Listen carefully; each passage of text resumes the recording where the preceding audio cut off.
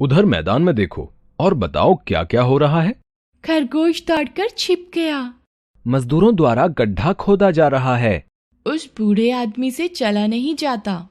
अरे, तुमने तो बातों बातों में वाच्य भी बता दिए। कैसे? ये सब भैया से समझ लेंगे। आइए आपको मैं वाच्य के बारे में समझाती हूँ। पहले वाक्य में कर्ता खरगोश को प्रधानता दी गई है, इसलिए क्रिया के लिंग और वचन कर्ता के अनुसार प्रयोग हुए हैं। दूसरे वाक्यों में कर्म गड्ढा प्रमुख है, इसलिए क्रिया के लिंग और वचन कर्म के अनुसार प्रयोग हुए हैं।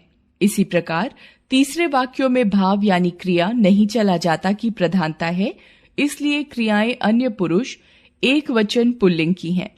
वाक्य में कर्ता कर्म तथा भाव यानी क्रिया की यही प्रधानता वाच्य कहलाती है। वाच्य क्रिया का ही एक रूप है। इसका शाब्दिक अर्थ है बोलने का विषय, अर्थात बोलते या लिखते समय वक्ता वाक्य में कर्ता कर्म अथवा क्रिया में से किसे प्रधानता दे रहा है अथवा इनमें से किसको मुख्य रूप से व्यक्त करना वक्ता का उद्देश्य है।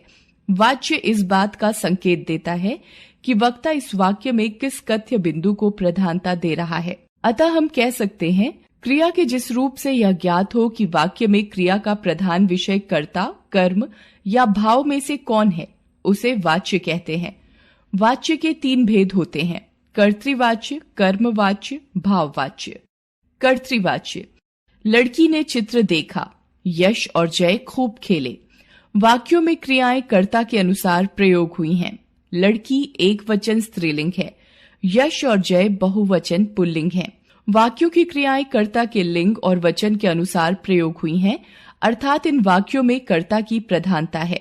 अतः हम कह सकते हैं क्रिया के जिस रूप में कर्ता की प्रधानता होती है उसे कर्तृवाच्य कहते हैं। ध्यान दीजिए, कर्तृवाच्य में सकर्मक और अकर्मक दोनों प्रकार की क्रियाएं प्रयोग होती हैं। जैसे माँ गीता पढ़ती हैं, हिरन दौड़ते हैं, छात्राएं गीत गाती हैं।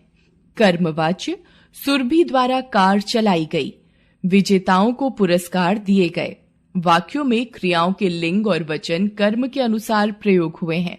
पहले वाक्य में कर्म कार एक वचन स्त्रीलिंग है, दूसरे में कर्म पुरस्कार बहुवचन पुल्लिंग है, इसलिए क्रियाएं भी उन्हीं के अनुसार प्रयोग हुई हैं। वाक्यों में कर्म की यही प्रधानता कर्मवाच्य कहलाती है। अतः हम कह सकते हैं क्रिया के जिस रूप में कर्म की प्रधानता होती है उसे कर्मवाच्य कहते हैं। ध्यान दीजिए, कर्मवाच्य में क्रिया सदैव सकर्मक होती हैं। कर्मवाच्य का प्रयोग कर्ता के अज्ञात होने की स्थिति में असमर्थता दिखाने के लिए, सुझाव देने के लिए या कानूनी और कार्यालयीय भाषा में भी होता है। जैसे चिट्ठी समय पर भेज दी गई है, चोर का पता लगाया जाए, युद्ध में सैकड़ों सैनिक मारे गए, गवाह को पेश किया जाए। कर्मवाच्य में कर्ता में तृतीया विभक्ति का प्रयोग किया जाता है। कर्मवाच्य में कर्म में प्रथमा विभक्ति प्रयोग होती है। भाववाच्य: बच्चे से सोया जाता है, पक्षी से उड़ा नहीं जा रहा। वाक्यों में भाव की प्रधानता है, उसी के अनुरूप इन वाक्यों की क्रियाएं अन्य पुरुष एक वचन पुल्लिंग में हैं। वाक्यों में भाव की यही प्रधानता भाववाच्य कहलाती है। ये भाववाच्य के वाक्य हैं। अतः हम कह सकते हैं क्रिया के जिस रूप में भाव की प्रधानता हो उसे भाववाच्य कहते हैं। ध्यान दीजिए, भाववाच्य के प्रयोग बहुत सीमित हैं। इसमें क्रिया सदैव एक वचन पुल्लिंग और अन्य पुरुष की प्रयोग की जाती है। भाववाच्य का प्रयोग प्रायः निषेधार्थ के रूप में किया जाता है। भाववाच्य में मुख्यतः अकर्मक क्रियाओं का प्रयोग किया जाता है। वाच्य परिवर्तन: कर्तृवाच्य से कर्मवाच्य बनाना। कर्तृवाच्य को कर्मवाच्य में बदलने के लिए कुछ नियम प्रयोग में लाए जाते हैं, जिनमें प्रमुख नियम इस प्रकार हैं। कर्ता के साथ यदि ने परसर्ग लगा हो तो उसे हटा देते हैं। कर्ता के साथ से, द्वारा, के द्वारा लगाकर उसमें तृतीया विभक्ति प्रयोग की जाती है। यदि कर्म के साथ द्वितीय विभक्ति का परसर्ग को लगा हो तो उसे हटाकर उसका प्रयोग प्रथमा विभक्ति में करते हैं। कर्तृवाच्य की क्रिया को सामान्य भूतकाल की क्रिया में परिवर्तित करके उसके साथ जाना क्रिया का रूप काल, पुरुष, वचन और लिंग के अनुसार जोड़ दिया जाता है। कर्तृवाच्य से कर्मवाच्य परिवर्तन के कुछ उदाहरण: कर्तृवाच्य कर्मवाच्य: मैंने पत्र लिखा, मेरे द्वारा पत्र लिखा गया। तुम फूल तोड़ोगे, तुम्हारे द्वारा फूल तोड़ा जाएगा। वे सफाई कर रही हैं, उनके द्वारा सफाई की जा रही है। कर्तृवाच्य से भाववाच्य बनाना। कर्तृवाच्य को भाववाच्य में बदलने के लिए निम्नलिखित कुछ नियम प्रयोग में लाए जाते हैं। कर्ता के साथ से, द्वारा या के द्वारा लगाकर उसका प्रयोग तृतीया विभक्ति में किया जाता है।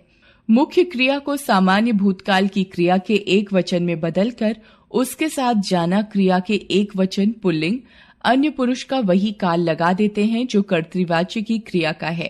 कर्तृवाच्य से भाववाच्य परिवर्तन के कुछ उदाहरण। कर्तृवाच्य, भाववाच्य।